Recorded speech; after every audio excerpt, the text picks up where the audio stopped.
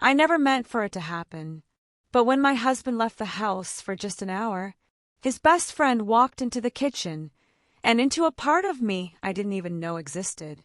He looked at me like no one ever had. And when he said, "Just once, I want to see you without anything, just you, just real," I said no. But then he got emotional. He wasn't asking for my body. He was asking for something deeper. And what happened next? It became our secret, something I'll carry with me forever. Tap the like button, drop a comment telling me your favorite moment, and hit subscribe so you never miss another videos. I never imagined that one night in our quiet home could change everything inside me. It started just like any other weekend. My husband, Grayson, had invited a few of his old college friends over for dinner. They hadn't seen each other in years, so I agreed, even though I wasn't in the mood for company. Grayson's best friend, Blake Carter, arrived early, looking more mature than I remembered, with those deep-set hazel eyes and a calmness that felt almost magnetic.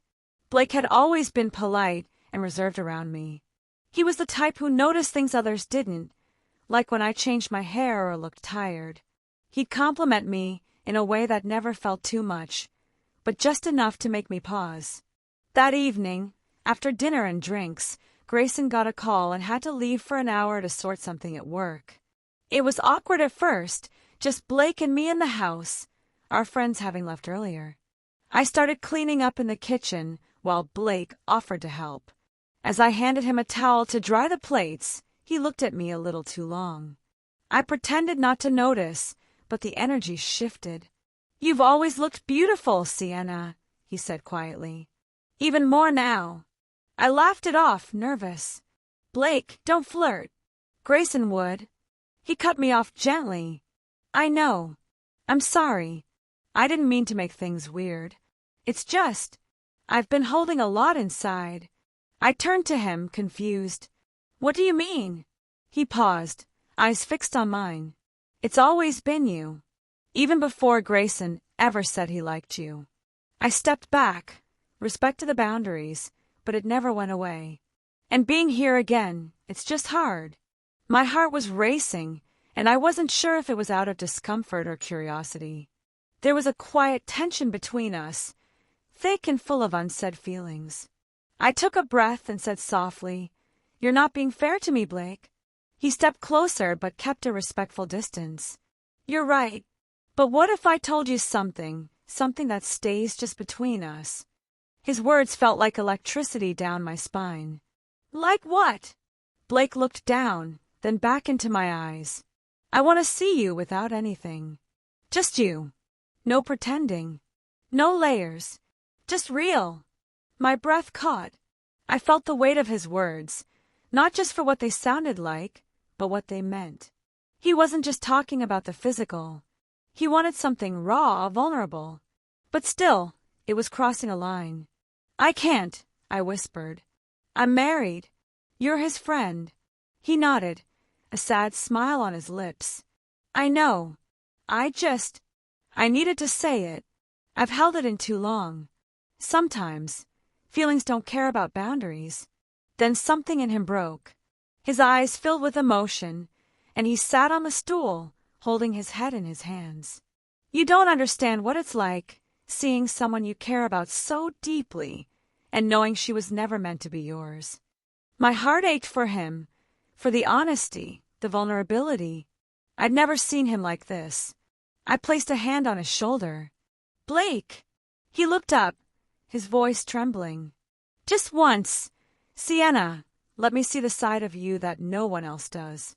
Not touch, not harm, just see.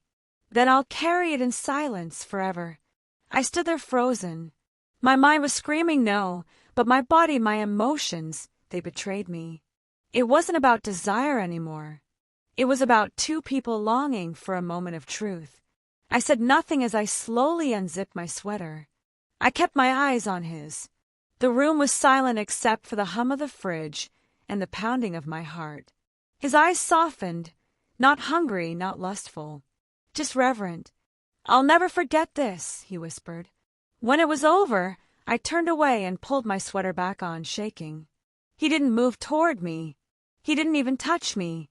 He just stood there, watching, memorizing the moment with a kind of sacredness. "We don't talk about this," I said. "Never," he promised. The front door opened moments later. Grayson's voice echoed down the hallway, calling my name. Blake stepped back, wiped the corners of his eyes, and nodded once. By the time Grayson reached the kitchen, Blake was pouring himself a glass of water like nothing had ever happened. That night, I lay in bed beside my husband, thinking about the silence Blake and I now shared. A secret not of betrayal, but of emotional exposure. Days passed. Blake left town the next morning, saying only that it was good to see us again. He never called or messaged, and neither did I. But sometimes, when I'm alone in the kitchen late at night, I remember that moment.